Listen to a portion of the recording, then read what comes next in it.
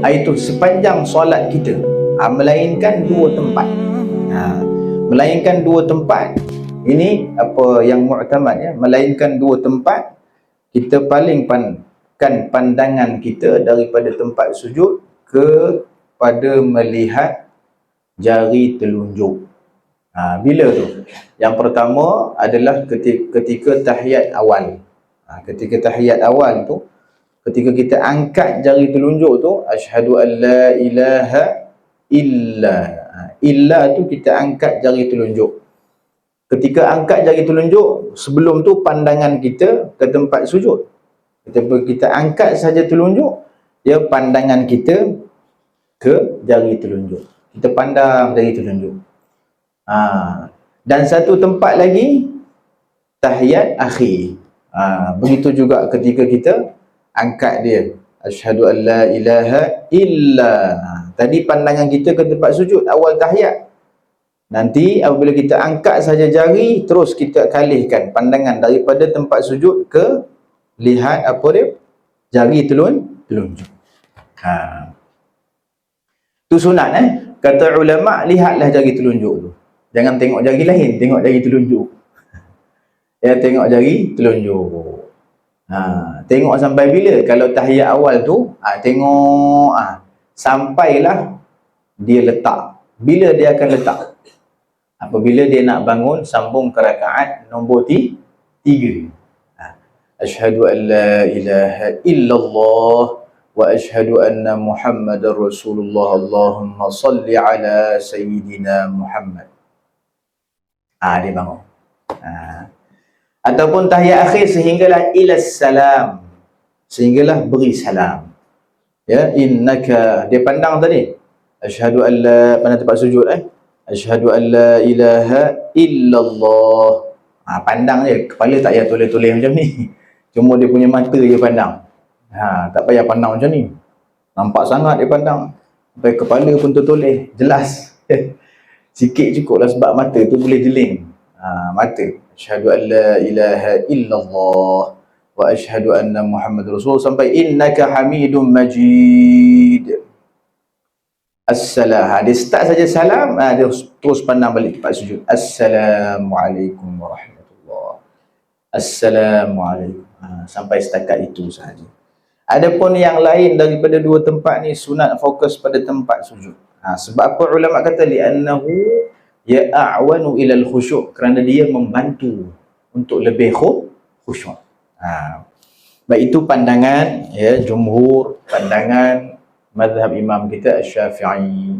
Ada beberapa pandangan ya yang tak sekuat pandangan tadi. Dalam mazhab kita juga al-Imam Asy-Syafi'i ya, contoh dia mengikut keadaan. Ya, kalau berdiri dia ada tempat pandang dia. Kalau rukuk ada tempat pandang dia. Ya, kalau duduk ada tempat pandang dia. Kalau sembahyang jenazah ada tempat pandang dia. Sembahyang depan Kaabah ada tempat pandang dia. Kalau sembahyang depan Kaabah, pandang Kaabah. Kalau sembahyang jenazah, dia pula jadi imam, dia pandang jenazah. Ataupun orang lain duduk belakang yang nampak jenazah, pandang jenazah. Yang tak nampak tetap pandang tempat sujud. Ya, ataupun ketika dia rukuk, pandang apa ni, tapak kaki. Tempat yang dia letak kaki itu, celah kaki pandang. Ya, dan begitu juga ya, antaranya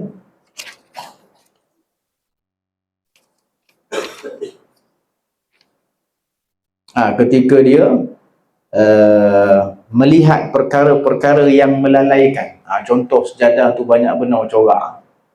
Kalau dia tengok tempat sujud, dia lalai, macam dia dah pergi, orang kata fly ke Kaabah. Berangan naik kapal terbang, berangan duk tawaf. Jadi melalaikan dia. Jadi ketika dia pandang perkara yang melalaikan, dia sunat pandang kat depan. Biar dia pandang, dia larikan mata daripada pandangan yang melalaikan. Pandang di depan, jangan pandang di bawah. Ya. Kemudian ketika duduk, pandang mana? Pandang lutut. Ketika duduk tu pandang lutut. Tempat dia letak tangan tu.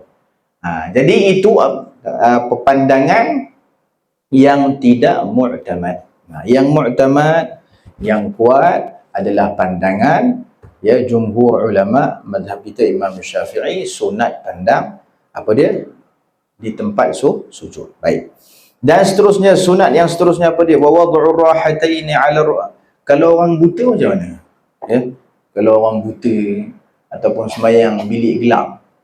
Dia kata saya pandang tempat sujud pun tak nampak apa dah. Kata dia buta, pandang memang tak pandang.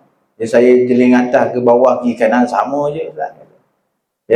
Jadi adakah saya ni dikecualikan? Ikutlah mana-mana mata saya nak pergi pun sebab sama je. Tidak. Ulama kata walaupun yang sembahyang itu orang yang buta, walaupun yang sembahyang itu orang sembahyang di tempat gelap, tetap jadikan keadaan dia seperti memandang di tempat sujud. Tetap sunat. Jadi orang buta kalau dia tetap halakan mata dia ke tempat sujud dapat pahala. Kalau orang buta tu halakan mata ke atas tak ada pahala. Jadi sunat dia pandang juga tempat sujud. Baik. Dan seterusnya wa wad'ur rahataini 'ala rukbatain fi ruku', dan sunat ketika rukuk letakkan dua tapak tangan atas dua lutut. Ketika rukuk sunat letak. Itu sebab kalau tak letak dia tak ada pahala. Tak ada pahala letak tangan. Nak pahala letak tangan, letaklah di atas dua lutut ketika rukuk. Ketika apa? Rukuk. Dan di sini ada kaedah. Ada kaedah bila kita nak rapatkan jari, bila kita nak renggang jari. Rapat, renggang. Disebut dalam kitab, nak renggangkan jari ni dia start daripada takbir sampailah ke rukuk. Contoh nak takbir macam ni, genggangkan jari. Allah. Jangan terlampau genggang sangat macam nak pegang kepala imam. Tak, biasa-biasa dah lah. Allah Akbar. Lepas tu ketika apa lagi? Ketika rokok kan? Ketika rokok, pegang lutut tu memang terbuka. Kita punya jari tu renggang. Pegang lutut. Subhana rabbiyal azimi wa bihamdi. Sami Allah, angkat tangan. Pun renggang juga tu. Sami Allah. Okey, sekarang ni kita nak ke sujud. Jadi renggangkan tangan apabila kita masih ada di kawasan takbir dan rukuk. Tapi apabila kita melepasi rukuk, sunat kita rapatkan jari.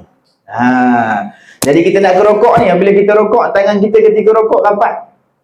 Tak adalah kata nak rapat sangat sampai tak nampak lubang, Itu dah sampai takut was-was pula, takut hilang khusyuk. Rapat sekadar dia mampulah. Kalau tangan tembam tak adalah rapat macam ni.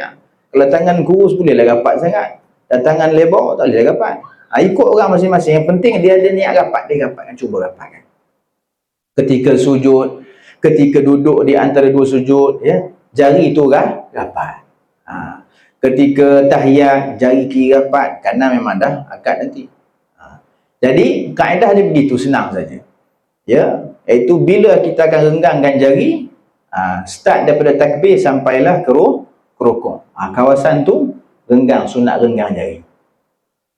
Lepas rukuk, start sujud, sampailah kita bagi salam, itu sunat kita rapatkan jari. Baik. Sunat pegang dua lutut. Sunat Dan seterusnya apa lagi? Sunat seterusnya wa tasbihur ruku'i was sujud. Dan sunat bertasbih ketika rukuk dan sujud, dan kita amalkan tasbih yang warid daripada Nabi sallallahu alaihi wasallam. Lebih banyak pahala daripada tasbih yang kita reka sendiri. Padahal boleh je nak reka, tapi yang lebih banyak pahala ialah tasbih yang masyhur yang kita selalu baca dalam sembahyang, subhana rabbiyal azimi wa bihamdih ketika rukuk, ketika sujud subhana rabbiyal a'la wa bihamdih. Ada riwayat subhana rabbiyal a'la, subhana rabbiyal azim, setakat tu je. Ada riwayat tambah wa bihamdih. Sebab itu daripada amalan Al-Imam Al-Haddad, antara amalan beliau jamakkan dua pandangan ini. Dalam rukuk tu subhana rabb baca dua kali, yang tak ada wa bihamdih sekali wa bihamdih. Subhana rabbiyal azim, subhana rabbiyal azim, subhana rabbiyal azimi wa bihamdih.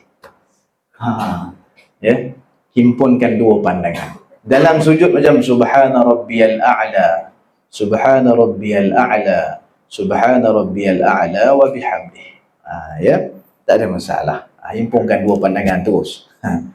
Baik. Dua riwayat, bukan pandangan, riwayat, minta maaf. Dua riwayat. Terus himpunkan. Baik, dan seterusnya wa tasbihur ruku'i was sujud wal iftirash. Tasbih rukuk ni panjang. Tasbih sujud pun boleh tahan. Ya. Tasbih i'tidal, kesemua tu sunat kita baca. Kalau kita sembahyang seorang, baca semua sunat-sunat tu, ambil peluang. Ya, sekali dalam setahun, sekali dalam seminggu, teruk benar sekali setahun. Ya, sekali dalam seminggu. Sebab zikir contoh dalam rukuk, ya subhana rabbiyal azim wa bihamdi. Ya, subhana rabbiyal azim hamdan katsiran thayyiban, itu tasbih i'tidal. Ya, Allahumma laka raka'tu wa bika amantu wa laka aslamtu. Khasha'a laka sam'i wa basari wa mukhi wa 'azami wa 'asabi wa mastaqallat bihi qadami lillahi ta'ala. Dalam sujud pula, begitu juga subhana rabbiyal a'la bihamdi, sajada wajhiyal ladzi khalaqahu wa sawwarahu wa syaqqa sam'ahu wa basarahu bihaulihi wa quwwatihi fatabarakallahu ahsanul khaliqin. Itu baca. Ya, sembahyang seorang ataupun sembahyang sebagai makmum sempat baca. Tapi kalau imam, hanya sekadar baca begitu. Kalau rukuk sujud tak apa, baca semua tu, tak ada masalah. Tapi i'tidal tu ulama bataskan. Sebab i'tidal tu dia punya doa panjang. Sami'allahu liman hamidah, Rabbana lakal hamd, hamdan katsiran tayyiban mubarakan fih, bil as-samawati wa mil al-ardi wa mil amami وملء ما شئت من شيء بعد أهل الثناء والمجد أحق ما قال العبد وكنا لك عبد لا مانع لما أعطيت ولا معطي لما منعت ولا راد لما قضيت ولا ينفع ذا الجد منك الجد. Sampai setakat tu. Tapi kalau orang sembahyang seorang jadi makmum, okey lah. Tapi kalau imam, sunat dia berhenti setakat ya hamdan katsiran thayyiban mubarakan fih. Dekat tu. Ya, ataupun mil as-samawati wa mil al-ard wa mil as-samawati wa mil al-ard wa mil ma syi'ta min syai'in ba'd. Dah, setakat tu cukup. Ya, jangan panjangkan lagi. Sebab kalau panjangkan boleh terjatuh dalam kemakruhan. Baik. Jadi kat i'tidal ada batasan dia. Tapi rukuk sujud semua baca. Tak ada masalah, tak panjang sangat. Baik, wal iftirash, seterusnya antara sunat solat juga. Dalam solat ni dia tak lekang daripada duduk. Memang banyak duduk. Ya, banyak duduk. Ya, banyak itu berdiri, banyak itulah duduknya. Jadi kalau duduk, kita nak duduk mengikut bentuk apa? Dia ada duduk dia panggil duduk iftirash. Ada duduk dia panggil tawarruk. Ada duduk juga dia panggil tarabbu'. Ada duduk juga dia panggil iqa'. Jadi nak duduk macam mana ni? Ada duduk yang tak ada nama. Kita buat duduk tak ada nama. Jadi macam mana? Apa yang sunnah? Sunnah kita pilih dua jenis duduk dalam sembahyang. Pertama sekali iftirash. Sunat mana-mana duduk dalam sembahyang. Yang kita kalau duduk saja dalam sembahyang, pilihlah duduk cara iftirash. Nak duduk cara iftirash ni ulama kata fi kulli julus, pada setiap duduk yang ada dalam sembahyang, lam ya'qibhu salam, yang mana setelah duduk itu tak ada salam. Jadi mana-mana duduk dalam sembahyang yang tak diberhentikan ataupun tak penghujungnya bukan salam, maka sunat duduk cara iftirash. Dan tawarruk itu duduk jenis yang kedua. Tawarruk ni kita nak pilih duduk yang mana? Kata beliau, wat tawarruku fi ma ya'qubuhu salam. Tawarruk pula kita perhatikan duduk yang mana lepasnya itu salam, duduk tu sunat tawarruk. Ya. Jadi setiap kali duduk yang tak ada salam, sunat iftirash. Dan setiap kali duduk yang ada salam, itu sunat tawarruk. Jadi, apa duduk yang selepasnya tak ada salam? Contoh, duduk di antara dua sujud. Duduk istirahat istirahat. Duduk sebelum lepas kita sujud sahwi, betul? Lepas kita sujud sahwi kan, sujud yang pertama tu, duduk lepas kita sujud tilawah, ya sunat. Kalau kita lepas sujud tilawah tu kita terus bangun. Tapi kalau ada orang duduk nak sekejap, boleh ulama kata. Ya, lepas sujud tilawah tu sunat terus bangun, tak sunat duduk. Tapi kalau duduk sementara tak apa. Duduk atas keadaan apa? Hayat apa itu?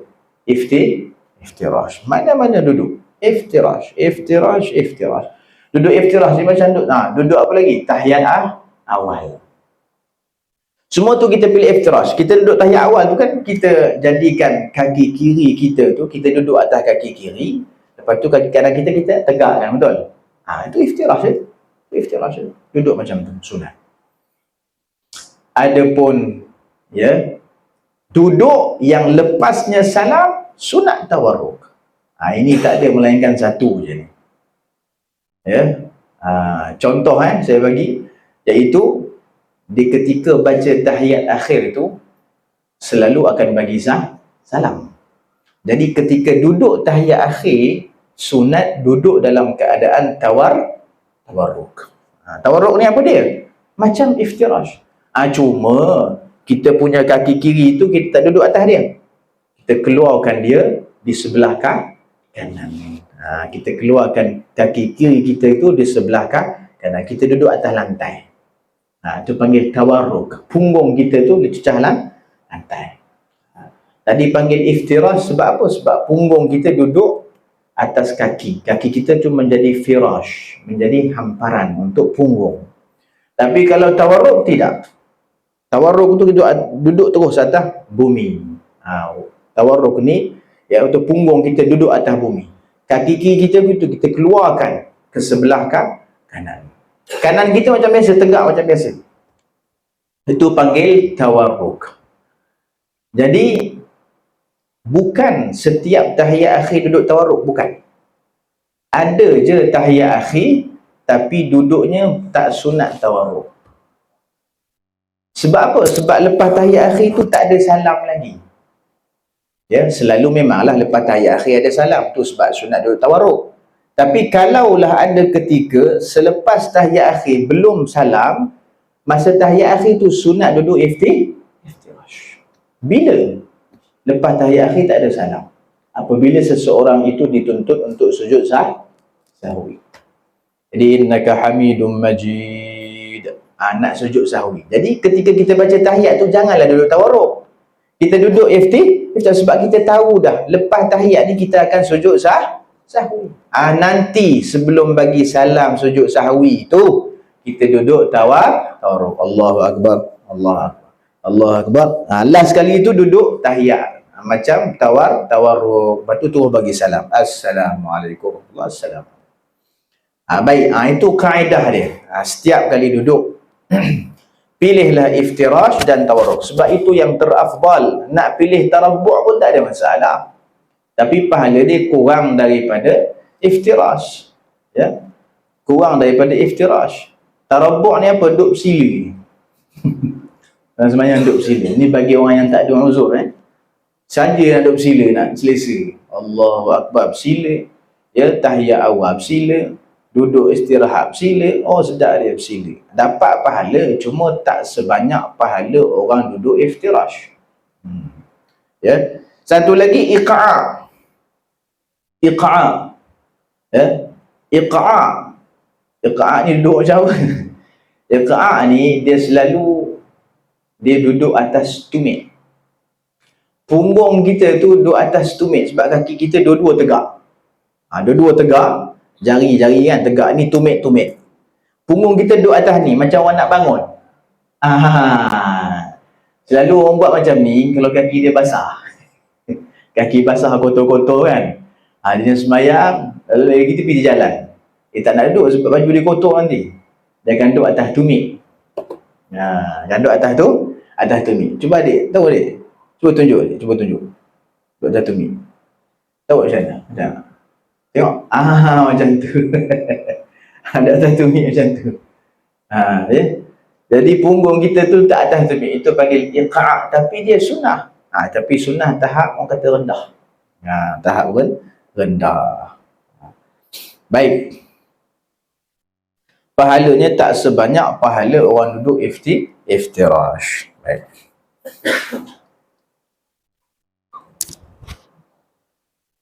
Dan seterusnya wat taslimatu tsaniyah. Begitu juga sunat dalam salat adalah memberi salam. Memberi salam yang kedua. Yang ucapan memberi salam yang kedua tu sunat. Yang pertama tu wajib. Adapun berpaling kanan kiri itu tak ada masalah, tu sunat. Tak, kita ucapan ni, ucapan rukun qauli hanya salam yang pertama, tapi salam yang kedua sunnah. Kalau ada tu imam nak bagi salam sekali ataupun makmum nak bagi salam sekali, okey je, tapi pahala kurang. Assalamualaikum warahmatullahi. Astaghfirullahalazim. Astaghfirullahalazim. Masuk zikir lalu. Kena pula masjid negeri. Sudah ni balik. Tu imam dari mana ni? Tu buat report. Padahal ada lagi tak. Itulah benda. Bukan semua benda betul kita nak boleh war-warkan, tak boleh. Ya. Jadi buat kecamuk masyarakat. Ya boleh. Sembahyang kat rumah boleh. Boleh buat kat rumah. Dia nak test-test buat kan. Sebelum ni takut ingatkan batal, rupanya tak batal. Assalamualaikum warahmatullahi. Astaghfirullah, bismillahirrahmanirrahim. Baca doa lalu. Nak cepat sangat tu. Cepat sangat. Boleh, dia boleh, tapi pahala memang kurang. Nak banding dengan orang, sebut juga salam yang kedua. Baik, selesai. Itu sebab ulama kata, kalau dah bagi salam yang pertama, sunat bagi salam kedua. Tetapi kalau dah bagi salam pertama tu dah terkentut, contoh dia dah kelang kabut ni, semayang terlampau laju, Assalamualaikum, buang angin lalu, lega dia. Boleh tak dia sambung salam nombor 2? Jawapan dia haram. Tak boleh. Sebab tu sunat masih dalam semayang. Nak semayang ni kena bersuci. Kita nak semayang sunat duha kena bersuci tak? Kena. Semayang sunat je. Memang semayang sunat tapi kena bersuci. Kena angkat hadap besar dah ke kecil. Sama juga ni. Kita nak buat sunat-sunat dalam semayang ni perlu bersuci. Walaupun dia sunat. Jadi Assalamualaikum warahmatullahi. Buang angin. Lepas tu dah lega buang angin, nak bagi salam nombor 2. Tak payah. Hukum dia haram. Tak boleh, hukum dia haram. Nak kena salam kedua tu mesti lengkap, suci semua ada. Ataupun lepas bagi salam pertama, dia punya dada dah berpaling daripada kiblat. Tak boleh, haram untuk kita bagi salam nombor 2. Baik, seterusnya wal iltifatu fit taslimatain. Berpaling pada 2 salam sunat. Berpaling tu sunat. Ya. Kalau yang memadainya sebut pun tak apa. Innaka hamidum majid. Assalamualaikum warahmatullahi. Assalamualaikum warahmatullahi. Kepala tegak macam tu. Dah 2 salam ni kepala tegak. Okey. Sebab berpaling itu sunnah. Buat dapat pahala, tak buat tak ada pahala. Mestilah kita ni nak pahala, kita ni fakir kepada pahala. Ya ayuhan nas antumul fuqara ila Allah. Fakir sungguh kepada Allah SWT. Baik, iltifatu fit taslimatain, iaitu berpaling. Cuma dalam Busyral Karim kata sebut, kita nak berpaling start daripada mana? Kita nak ambil yang kata berpaling tahap ikut sunnah sempurna ni. Maka dalam kitab menyebut berpaling tu start daripada mim alaikum. Assalamualaikum warahmatullahi. Tengah balik. Assalamualaikum. Dah start paling. Kum tu start paling dah. Assalamualaikum warahmatullahi. Begitu. Itu yang paling tip top. Pahala dia sempurna 100%. Assalamualaikum warahmatullahi. Paling pula sampai apa? Kita punya pipi ni boleh terlihat kalau orang belakang nak lihat. Ya. Kalau kita sembahyang seorang, siapa nak lihat? Kata tak ada orang lihat. Saya dah paling sampai macam ni. Tak payah. Kalau ada orang nak lihat, boleh terlihat. Ya. Assalamualaikum warahmatullahi. Sunat begitu. Tu start berpaling. Ada orang start awal, ada orang start lewat, dia dapat pahala tapi tak sesempurna mereka yang start berpaling kum daripada kum. Assalamualaikum daripada awal Ustaz. Assalamualaikum. Ya khair, dapat pahala. Ya, pahala ada sebab berpaling. Cuma tak sepenuh pahala orang yang buat macam tadi. Adapun lewat Assalamualaikum warahmatullahi. Assalamualaikum warahmatullahi. Dapat pahala tapi tak sesempurna pahala yang orang buat yang pertama tadi. Baik. Dan seterusnya apa lagi sunat? Yaminan fil ula wa shimalan fil thaniyah. Tu sunat begitu Sunat berpaling yang ke arah kanan dan berpaling ke arah kiri. Baik. Ya betul. Ya, sunat selepas kita berpaling berhenti di tengah dulu. Itu sunat. Dinaskan. Assalamualaikum warahmatullahi. Assalamualaikum warahmatullahi. Sunat begitu. Kalau macam ni, Assalamualaikum warahmatullahi. Assalamualaikum. Tak berhenti. Tak berhenti, dapat pahala tapi kurang.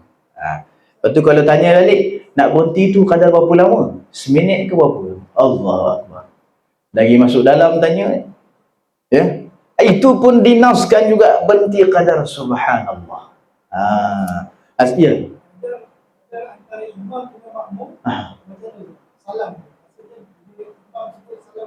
Ya. Betul. Ya, itu yang sunnah. Itu yang sunnah. Ya, jadi tadi apa ni berhenti tu kalau subhanallah, assalamualaikum warahmatullahi. Subhanallah. Assalamualaikum. Jangan sebut subhanallah, qadar dia saja, qadar dia saja. Lama kali orang buat subhanallah, subhanallah, subhanallah, la ilaha illallah, assalamualaikum. Tak. Okey, dan tadi soalan Haji tadi, apa dia makmum nak start salam bila? Biar imam setelah selesai bagi salam nombor 2. Assalamualaikum warahmatullahi. Assalamualaikum. Imam makmum start salam. Tidak memberi kesan, cuma kita nak pahala sempurna sahaja. Kalau ambil awal lagi tak ada masalah. Imam baru bagi salam pertama, dia dah ambil dah side. Assalamualaikum. Imam baru salam pertama, dia pun dah Assalamualaikum. Sebab salam pertama imam dah keluar solat. Jadi makmum dah boleh start. Cuma nak elok paling baik, paling elok, kita start lepas imam bagi salam nombor 2. Kalau nak ambil lagi awal, minta maaf lah, batal solat lah. Sebab dia salam sebelum imam bagi salam. Innaka hamidun majid. Makmum assalamualaikum, tolak dia pergi tepi tu. Ya, dia keluar solat. Ya.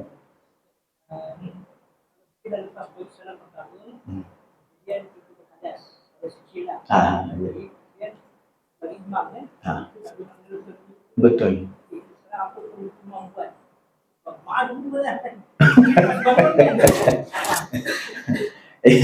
Ulama kata kalau terlihat imam bagi salam sekali sahaja, dia lepas tu tengok dah lewat daripada waktu dia, makmum dah boleh start bagi salam. Dia kalau nak ikut makmum dah boleh bagi salam. Kalau imam dah bagi salam pertama, makmum dah boleh start dah. Cuma kan kita nak yang afdal, makmum tunggu nombor 2. Tengok nombor lama benar imam ni, senyap. Lepas tu macam menggigil elok, kata itu dah boleh start dah, tak ada masalah sebab dah lewat. Start saja, bagi salam saja nombor 2. Ya, tengok imam bagi salam nombor 2, tak ada masalah, tak batal solat makmum, tak batal. Ya, sebab dah boleh start daripada imam bagi salam yang pertama sekali. Baik, kat sini ada kesalahan. Tapi yang membuat kesalahan ni mungkin tak banyak. Ya, selepas imam bagi salam nombor 2, minta maaf, masbuk kat belakang ni, kadang dia bangun sebelum yang bagi salam nombor 2.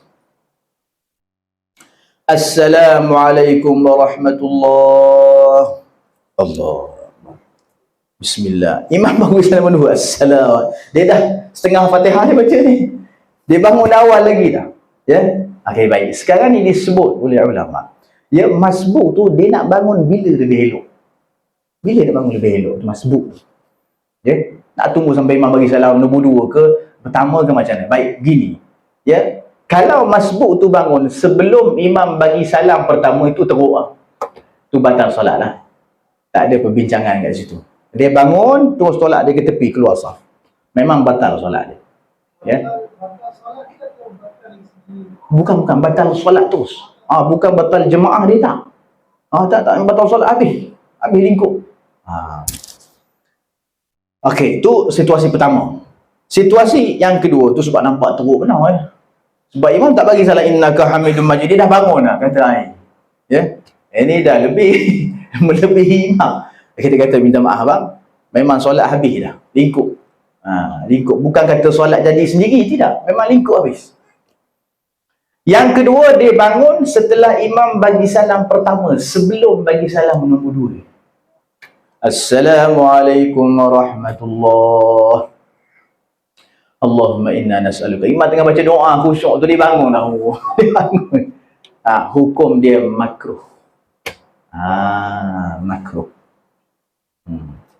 Ya, patut bagi salam berdua. Yang sunat bila? Masbuk bangun, sunat lepas imam bagi salam nombor 2. Assalamualaikum warahmatullahi. Assalamualaikum warahmatullahi. Allah. Sunat gitu. Itu yang sunat. Ya, itu yang sunat. Ada makmum lagi dia khusyuk nak buat. Imam bagi salam nombor 2, dia duduk di situ. Tak bangun-bangun. Ini masalah juga. Kita ingatkan dia nak tunggu yang afdal. Rupanya dia lajak. Assalamualaikum warahmatullahi. Assalamualaikum warahmatullahi. Kita semua sebelah dia. Kata, tak bangun lagi kawan kita. Tengok mulut dah diam. Tak baca tak jawab. Senyap kan. Imam baca astagfirullah, dah masuk la ilaha illallah, tahlil. Dia duduk situ lagi. Sudah katanya. Ni tidur ni. Tengok tak tidur pun. Tengok balik kita, terkejut kita. Ni kan mana hukum ni macam tu. Ya. Orang dia dah masbuk, sepatutnya tambahlah rakaat selepas imam bagi salam. Sunat bangun selepas salam nombor 2, tapi dia duduk lagi stay tempat tu. Ya, lepas dia habis solat dia kata, biar saja tadi. Ya, tengok apa saja nak berzikir dengan imam, nak berdoa dengan imam, berat. Ya, berat ni. Jadi ada hukum ulama dah bagi dah. Selepas imam salam nombor 2, kita kata tapi sunat bang. Kalau dia duduk stay lagi. Baik, kita lihat ulama bagi 2 keadaan. Ini masalah penting juga, tu saya sebut, selitkan. Tu ada 2 keadaan. Kalau lepas imam bagi salam nombor 2, dia masih duduk, tak nak bangun, ya, maka 2 keadaan. Keadaan pertama, duduk dia itu memang bertepatan dengan tahiyat awal dia. Memang bertepatan dengan tahiyat awal dia. Contoh apa? Imam sembahyang zuhur dah 2 rakaat. Ya, rakaat ketiga tu dia masuk. Rakaat ketiga dia masuk. Jadi imam rakaat ketiga dia rakaat pertama, betul? Imam rakaat keempat dia rakaat kedua. Imam duduk tahiyat akhir nak bagi salam. Imam bagi salam, ketika itu dia dikira tasyahud awal bagi makmum, betul? Makmum dikira tahiyat awal. Jadi ulama kata, kalau duduk dia itu bertepatan dengan tahiyat awal dia punya, walaupun imam tahiyat akhir, tapi dia punya tahiyat awal, maka panjang tak ada masalah. Cuma makruh kalau panjang. Panjang jadi apa? Makruh. Kata alang saya tahiyat awal baru dengar itu Yaqutun Nafis kata. Duk buat tatbik pula. Dia relax dah dengar imam, sedap pula imam zikir dia. Allah, imam baca doa pula, masya-Allah. Lepas habis itu orang sembahyang mula nak sembahyang qabliyah ba'diyah, dia baru bangun tambah rakaat. Tak ada masalah, cuma makruh panjang-panjang. Yang sunat lepas imam bagi salam, bangun terus. Situasi nombor 2, kalau duduknya itu tak bertepatan dengan tahiyat awal dia. Ini masalah. Ini masalah. Contoh imam rakaat keempat dia baru masuk. Imam rakaat keempat dia baru baru masuk. Jadi makmum ni kira satu rakaat baru satu, imam dah 4. Jadi imam nak bagi salam, dia tu duduk sekali dengan imam sebab ikut imam tahiyat dulu. Okey, imam rakaat keempat, cuma dia ni apa dia, baru rakaat pertama, dan dia duduk tahiyat tu sebab apa? Sebab ikut imam. Tapi bukan tempat dia, betul? Bukan tahiyat dia hanya duduk ikut imam, bukan tahiyat dia, tak dikira awal, tak dikira akhir, cuma ikut imam. Ni apa jawapan ulama? Baik, di sini dua pandangan Syekh Ibn Hajar dan Syekh Ar-Ramli. Bila dua pandangan ni? Apabila duduknya itu tak bertepatan dengan tahiyat awal dia. Contoh dia baru satu rakaat ataupun dia rakaat ketiga. Jadi kata Imam Ramli, kalau dia duduk saja lepas imam bagi salam yang kedua, dia masih duduk dan melepasi qadar subhanallah, batal solat dia. Imam Ramli dah terus. Ya. Assalamualaikum warahmatullahi. Dia duduk. Dan duduk dia itu muat qadar subhanallah 1 saat, batal solat. Sebab imam bagi salam, dia terus cepat-cepat supaya tak batal solat. Tapi pandangan Syekh Ibn Hajar panjang sikit. Ya, jangan melebihi qadar tasyahud yang paling sikit. Tasyahud paling sikit yang kita baca dalam tahiyat akhir tu, ya, lafaz paling sikit yang memadai. Saya baca contoh, tengok berapa saat.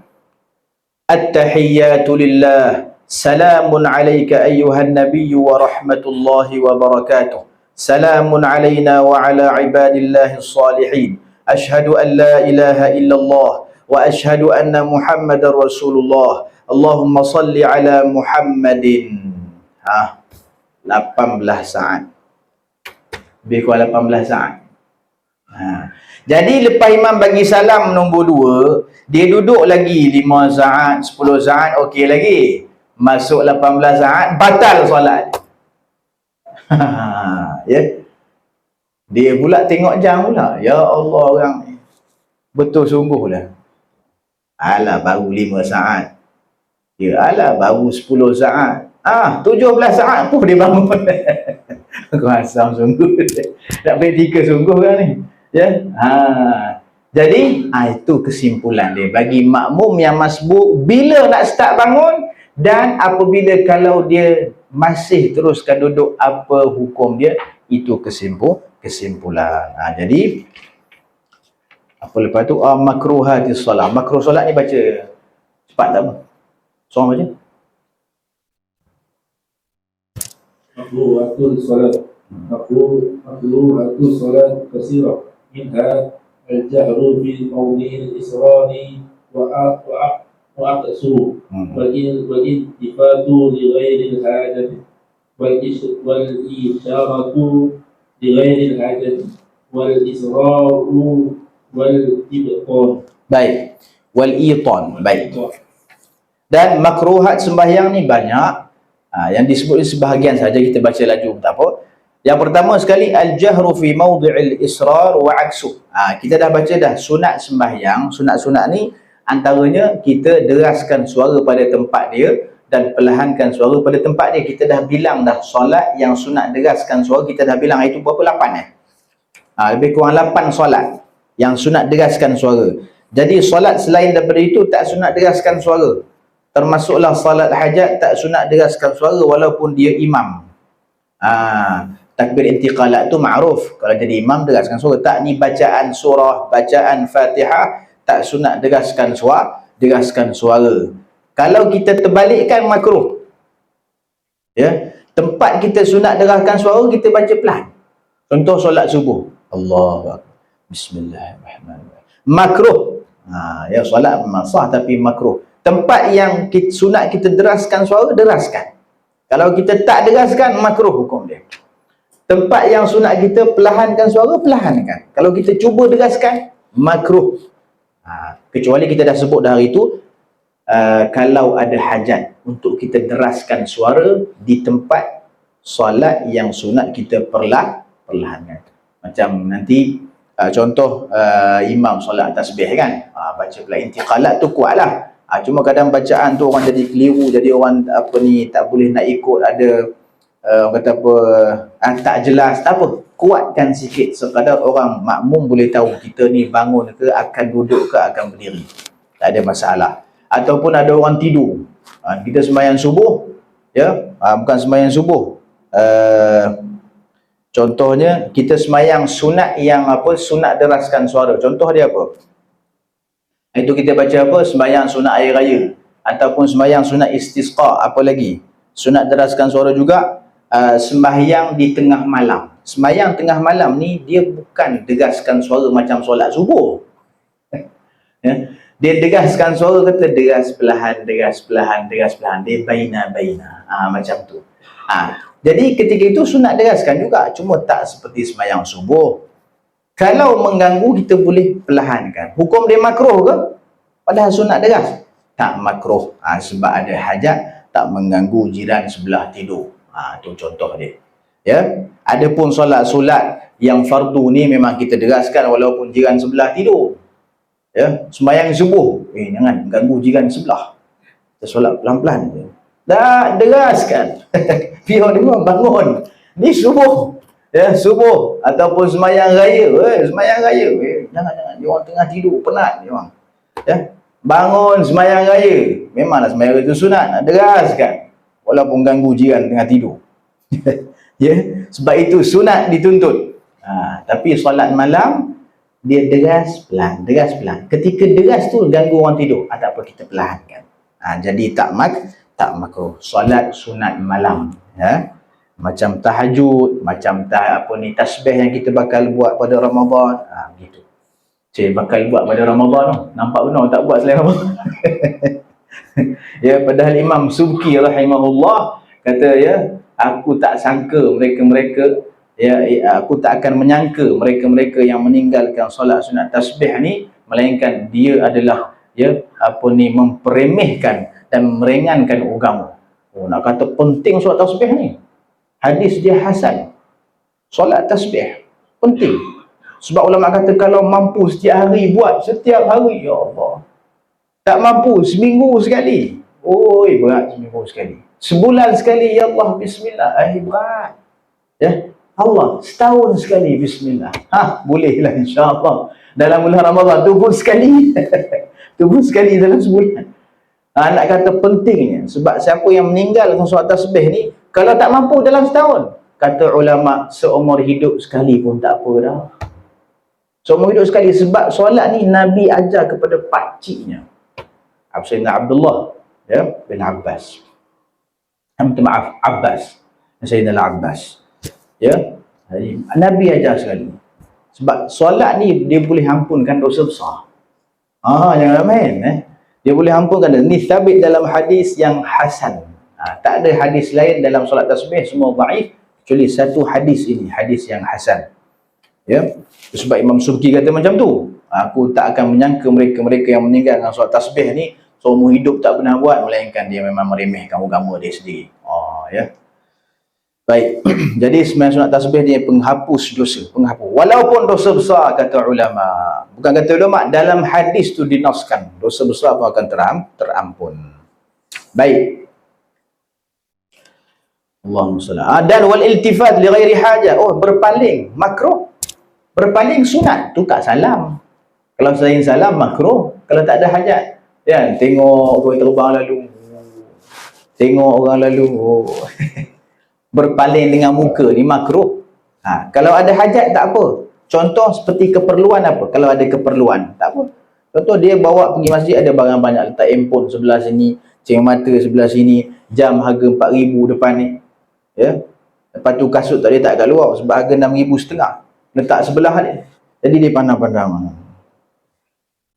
Makruh? Tak makruh. Sebab ada keperluan. Tapi nampak no. Dia bahasa tak makruh, tak makruh, ya. Cuma ya, orang kata apa, tak khusyuk lah. Tak khusyuk. Ya. Kalau ada hajat tak apa. Contoh kita sembahyang anak-anak. Orang kat masjid, anak-anak duduk berlari. Ni kan keluar masjid kan. Tengok je tu. Tak apa, tak makruh. Sebab takut anak-anak lagi keluar masjid. Tengok. Mayang. Bunyi kedegung. Apa dah lah. Ni mesti terantuk pintu ni. Tengok. Tak makruh sebab ada keperluan. Sebab ada keperluan. Baik. Kalau tak ada keperluan tu yang makruh, syok dia. Tak nak, memang tak nak duduk diam. Tak kerti duduk diam. Sedap dia macam ni. Dia kata tak boleh. Mak kepala saya kena buat macam ni. Tak boleh, makruh. Ya. Adapun berpaling dengan dada tu bukan makruh. Batal solat. Ya. Ya Allah, dengan dada-dada sekali paling. Tu batal solat dah saya. Bukan makruh. Baik, tak kita ada hajat pun hajat lah saya, tapi batal solat. Wal isyarah li ghairi hajat, isyarat pun bagi bahasa isyarat tu makruh tanpa ada hajat. Ya, contoh bahasa isyarat, kalau ada hajat, contoh keperluan tak apa. Ya, orang nak masuk rumah. Orang nak masuk rumah kita tengah sembahyang. Kita anggup, boleh tu. Dia faham boleh masuk tu. Ataupun tangan kita masuk. Ya, ataupun anak-anak nak main Quran, kita tengah sembahyang. Nak main Quran. Dia tengok dia ke belakang balik. Tak apa, tak makruh. Tak makruh. Ya. Ataupun dia pegang kaca takut jatuh atas kita, ya punah. Ya. Dia duk goyang kipas sebelah tu dah ada tinggi. Tapi janganlah orang kata buat 3 kali pergerakan tu memang solat je, dia membatal sekali masuk.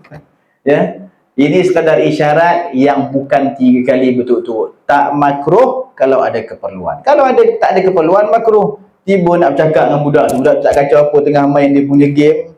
Nah, kita pun tahu benda kita buat pun tak tahu.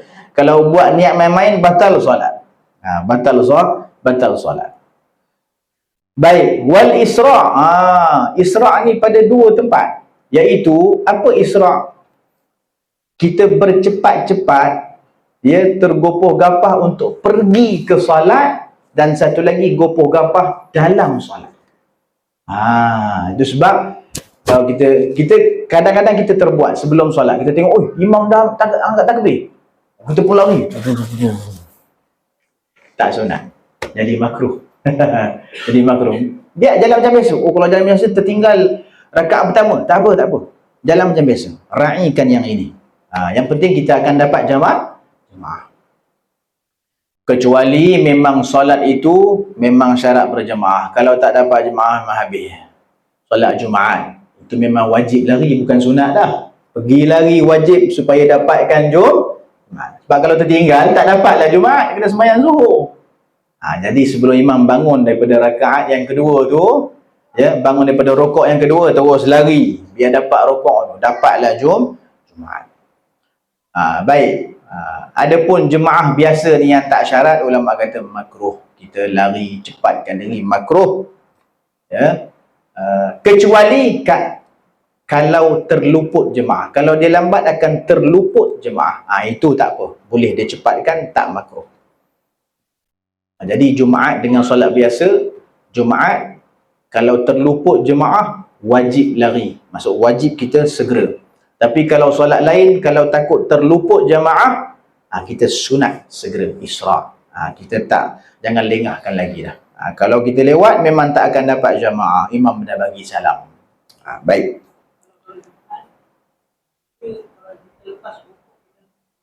Habis dah.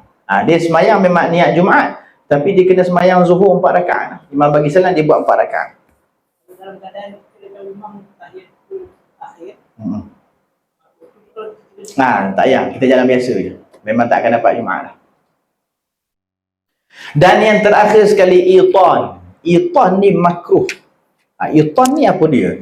Itan ni seseorang mengambil tempat yang khusus dan dia berterusan sembahyang di situ.